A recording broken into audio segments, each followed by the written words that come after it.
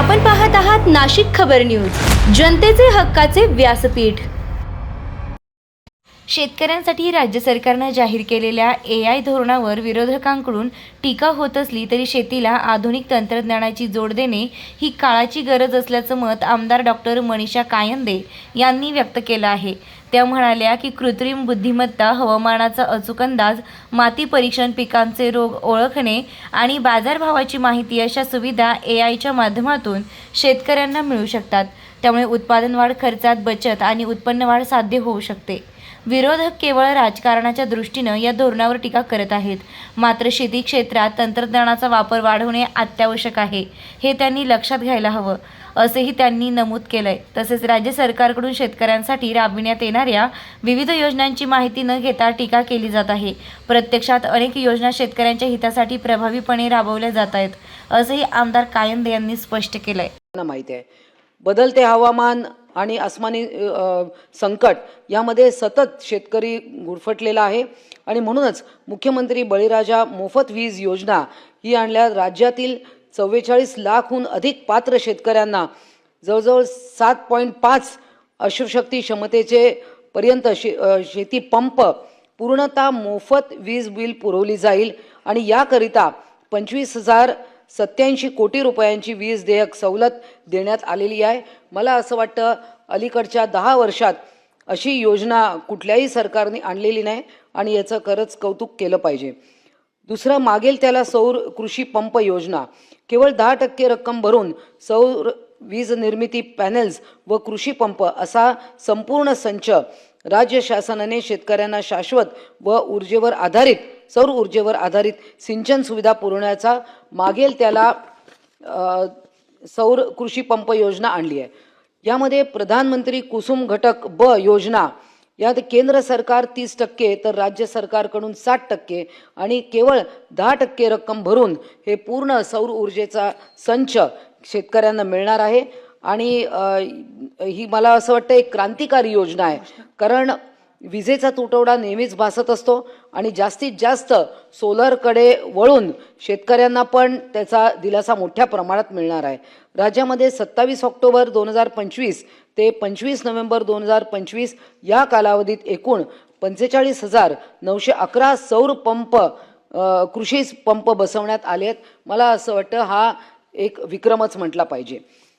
नाम योजना, राष्ट्रीय नामांकित बाजारतळ स्थापन करणे सुलभ व्हावे यासाठी महाराष्ट्र कृषी उत्पन्न पणन विकास व विनियमन अधिनियम 1963 मध्ये सुधारणा करण्यास मान्यता देण्यात आली आहे। केंद्र व राज्य शासन कृषी उत्पन्न बाजार समितीतील कृषी उत्पन्नाच्या व्यापारामधील अडसर कमी व्हावी यासाठी राज्यातील 133 कृषी उत्पन्न बाजार समित्यांमध्ये नाम योजना राबवण्यात आली आहे। कृषी उत्पन्नाच्या व्यापारासाठी ऑनलाईन पद्धत कार्यान्वित केलेली आहे, त्यामुळे या सर्व गोष्टी सुलभ होणार आहेत। कृषी समृद्ध योजना, राज्यातील शेतकऱ्यांच्या सर्वांगीण विकासासाठी कृषी क्षेत्रातील पायाभूत सुविधा निर्माण करणे, उत्पादन खर्च कमी करणे आणि उत्पादकता वाढवून पिकांमध्ये विविधता आणणे यासाठीची ही योजना आहे। योजनेचा लाभ मिळवण्यासाठी महाडीबीटी पोर्टलवर या योजनेची माहिती मिळणार आहे। खरं तर काही वक्त्यांनी असं म्हटलं की केवळ शेतकऱ्यांना AI मध्ये गुंतवून ठेवताय, पोर्टलमध्ये गुंतवून ठेवणार, परंतु शेतकऱ्यांना सगळ्या गोष्टी समजाव्यात घर बसल्या। आता आपण शेतकरी हा आधुनिक होत चाललाय, ते आता मोबाईल वापरू लागले आहेत, अनेक जण त्यांच्या कोणाच्या तरी मदतीने लॅपटॉप वापरू लागले आहेत, त्यामध्ये योजना शोधू लागले आहेत। मला असं वाटतं पण शेतकऱ्यांना कमी न लेखता दिवसेंदिवस शेतकरी हा तरुण शेतकरी देखील हे सगळं वापरू लागलाय आणि त्यामध्ये brush cutter, power tiller, tractor, फवारणी पंप मिळणार आहेत या योजनेअंतर्गत। त्यामुळे भाऊसाहेब फुंडकर फळबाग लागवड योजना, प्रधानमंत्री सूक्ष्म सिंचन योजना या योजनांचा समावेश करण्यात येणार आहे। शेतकरी आत्महत्या रोखण्यासाठी कृती दल, आपल्याला याबद्दल नेहमीच खेद वाटत असतो की एकाही शेतकऱ्याने आत्महत्या केली तर आपल्या सगळ्यांचंच हृदय पिळवटून निघतं, परंतु केवळ हातावर हात ठेवून न बसता किंवा केवळ एक शोकसंदेश किंवा खेद व्यक्त न करता आणि केवळ शेतकऱ्यांना नुकसान भरपाई देण्यावरच आत्तापर्यंत कुठल्याही सरकारची मजल गेली आहे. त्यासाठी विविध योजना उपक्रमांचा समन्वय उत्पादन वाढीसोबत उत्पन्न वाढ आवश्यक आहे आणि यासाठी कृती दल दिशादर्शक ठरणार आहे. या कृती दलाच्या माध्यमातून शेतकऱ्यांना मानसिक आरोग्यासोबतच सामाजिक आर्थिक आणि हवामान बदलांमुळे निर्माण होणाऱ्या संकटावर एकत्रित उपाययोजना राबवण्यावर भर दिलेला आहे आणि त्यामुळे शिवार संवाद शिवार हेल्पलाईनद्वारे आत्महत्यापासून परावृत्त केले जात आहे. मला असं वाटतं हे खूप एक सकारात्मक पाऊल आहे, कारण आतापर्यंत शेतकरी आत्महत्या झाल्या की नुकसान भरपाई देणं एवढ्यापर्यंतच आपण थांबत होतो, परंतु शेतकऱ्यांच्या अनेक समस्या आहे.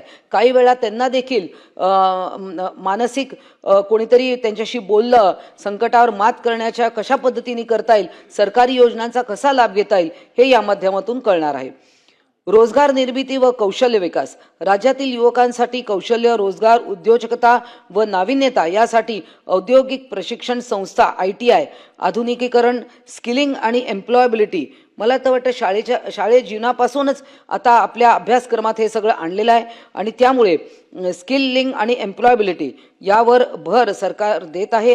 कुशल मनुष्यबळ तयार करणं केवळ डिग्र्या प्राप्त करणं परंतु एखादं स्किल नसणं तर स्किलिंगवर जास्ती भर दिलेला आहे आणि PM सेतू योजना ITIचे आधुनिकीकरण करण्याची योजना आहे आणि यामध्ये पहिल्या टप्प्यामध्ये नागपूर छत्रपती संभाजीनगर आणि पुणे येथील ITIचे आधुनिकीकरण केले जाणार आहे.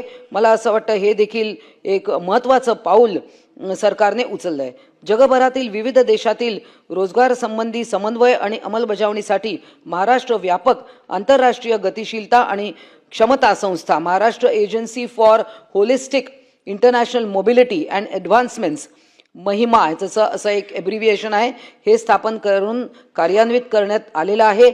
या संस्थेच्या माध्यमातून महाराष्ट्रातील तरुणांना विविध देशातील रोजगार उपलब्धता आणि संधी यांची माहिती उपलब्ध करून दिली जाणार आहे. पुढचा मुद्दा आर्थिक मंचावर मराठी उद्योजक. नेहमीच अशी बोंब असते की मराठी तरुण हे उद्योगाकडे वळत नाही. खरं तर पुष्कळ तरुणांनी खूप प्रावीण्य मिळवलंय, मोठमोठे उद्योग स्थापन केलेत, परंतु अनेक वेळा ज्या परवानग्या मिळतात त्याच्यामध्ये खूप अडचणी येत असतात आणि नेहमीच एक खिडकी योजनाची मागणी होत असते. तर परवानग्या मिळाव्यात म्हणून सगळी प्रक्रिया ऑनलाईन केलेली आहे. महाराष्ट्रामध्ये आता अगदी चांद्यापासून बांद्यापर्यंत वेगवेगळ्या क्षेत्रात काढून टाकते मी. कुठला बोंब शब्द काढून टाकते या संसदेत. बोंब अच्छा ओरड होत असते. महाराष्ट्रात पूर्वी महाराष्ट्रामध्ये आता अगदी चांद्यापासून बांद्यापर्यंत वेगवेगळ्या क्षेत्रात निर्मिती उद्योग येत आहेत. मोठ्या उद्योगांपासून ते सूक्ष्म लघु आणि मध्यम अशा उद्योगांना त्यात समावेश आहे. पूर्वी आपण गडचिरोली वगैरे काही जिल्हे असे होते की नक्षलवादी म्हणून ते ओळखले जातात, हीच त्यांची ओळख होती. परंतु आता ही ओळख आपण पुसून टाकण्यामध्ये बऱ्यापैकी सरकार यशस्वी झालंय. देशातील सर्वात मोठा स्टील निर्मिती प्रकल्प या ठिकाणी सरकार करत आहे आणि सुमारे 1 लाख कोटी रुपयांची गुंतवणूक या ठिकाणी होत आहे. राज्याच्या प्रत्येक भागामध्ये गुंतवणूक येत आहे. प्रवीण भाऊ, नेहमीच कोकणाबद्दल तुम्ही खूप नेहमी उल्लेख करत असतात आणि विरोधक नेहमी कोकणात लक्ष नाही म्हणतात, परंतु तळ कोकणामध्ये उद्योग येत नाहीत असं जे म्हटलं जातं. तर त्यासाठी 30,000 कोटी रुपयांचा सेमीकंडक्टर प्रकल्प देखील कोकणात आणण्याचं योजना केलेली आहे. हे या ठिकाणी मला नमूद करावं असं वाटतं. राज्यातील शिक्षक आणि शिक्षकेतर कर्मचाऱ्यांना आपल्याकडे शिक्षक आमदार, मी स्वतः देखील शिक्षक राहिलेली आहे आणि अनुदानासाठी शाळा नेहमी वाट पाहत असतात. तर सध्या 20% टप्पा अनुदान घेत असलेल्या शासनाच्या खाजगी अंशतः अनुदानित शाळांना 20% अनुदानाचा वाढीव टप्पा निधीसर मंजूर करण्यात आला आहे. यात निकषांची पूर्तता केलेल्या एकूण 2,080 शाळांसाठी 4,183 वर्ग तुकड्या अतिरिक्त शाखा व त्यावरील एकूण 15,589 शिक्षकेतर कर्मचारी यांना 20% अनुदानाचा पुढील टप्पा देण्यात येणार आहेत.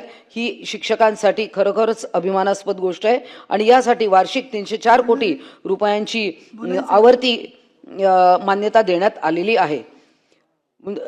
शिक्षकांसाठी अजून एक काम जे सरकारने केलेलं आहे ते कंत्राटी शिक्षक भरती हळूहळू कालबाह्य करण्याचा सरकारचा नवा जो निर्णय घेतलेला आहे. राज्य सरकारने शिक्षक भरती संदर्भात नवीन शासन निर्णय निर्गमित केला आहे. आता 10 किंवा 10 पेक्षा कमी पटसंख्या असलेल्या सरकारी शाळेत डीएड बीएड धारक उमेदवारांना कंत्राटी तत्वावर नियुक्ती करण्यासंदर्भात शासन निर्णय रद्द करण्यात आला आहे. शिक्षक भरतीचा दुसरा टप्पा पूर्ण होत असल्याने नियमित शिक्षक आता पुन्हा शाळांमध्ये अध्यापनासाठी उपलब्ध होणार आहेत. सभापती महोदया, सुरक्षित प्रवास आपण जो मध्यंतरी जो एक्सप्रेसवे पुणे महामार्गावर जो गॅस गळतीचा विषय झाला त्यामध्ये आपण पाहिलं की खूप त्रास प्रवाशांना सहन करावा लागला, परंतु त्याच्यावर टीका देखील झाली की सरकारने काहीच केलं नाही. असं नाही, सरकारने बऱ्याच यंत्रणा कार्यान्वित केल्या. सदर ठिकाणी महामार्ग पोलीस असेल, रायगड जिल्हा पोलीस असेल, फायर ब्रिगेड असेल, NDRF असेल, अशा BPCLची लोक आले, हेल्थ फाउंडेशन, काही केमिकल तज्ज्ञ, प्रादेशिक परिवहन कार्यालय असे भरपूर मंडळी तिथे पोचले आणि ही एक परिस्थिती कधी अशी घडली नव्हती, ती अभूतपूर्व होती. आणि यातूनच धडा घेऊन आता त्याच्यावर एक कृती दल देखील एक समिती स्थापन करून सरकार यावर पुढे अशा एखादी घटना घडू नये, पण घडली तर त्यावर त्वरित उपाययोजना काय करायला पाहिजे यासाठी देखील एक समिती तयार केलेली आहे. मुंबई पुणे द्रुतगती मार्गावरील हा जो विषय झाला त्यामध्ये एक भारतीय रस्ते महासभा याचे माजी अध्यक्ष श्री CP जोशी यांच्या अध्यक्षतेखाली ही 7 सदस्यीय समिती स्थापन करण्यात आलेली आहे आणि लवकरच मिसिंग लिंक जो आहे तोही प्रकल्प लवकर पूर्ण होणार आहे. त्यामुळे विरोधकांनी आमच्या सचिन भाऊंनी म्हटलं की नाही तुम्ही तिथे ना, मी सचिन भाऊंना म्हटलं, ते म्हणतात विमानात पळत पळत पळत सभा केल्या वगैरे. हो, पण लोकांचा भेटण्यासाठी आमचे उपमुख्यमंत्री डेडिकेटेड टू कॉमन मॅन हे पळत पळत विमान जाऊन लोकांना भेटण्यासाठी त्या ठिकाणी जातात. केवळ नुसतेच विमान किंवा एरियल काही करण्यासाठी जात नाही, तर ते लोकांना भेटण्यासाठी त्यांची ती लगबग असते, हे आपल्याला माहिती आहे. ते त्यांना कळलं, एरियल म्हटल्यावर त्यांना कळलं मला काय बोलायचं. जाऊ दे, ते ऐकतील आणि इतरांना सांगतील. धन्यवाद सभापती महोदय.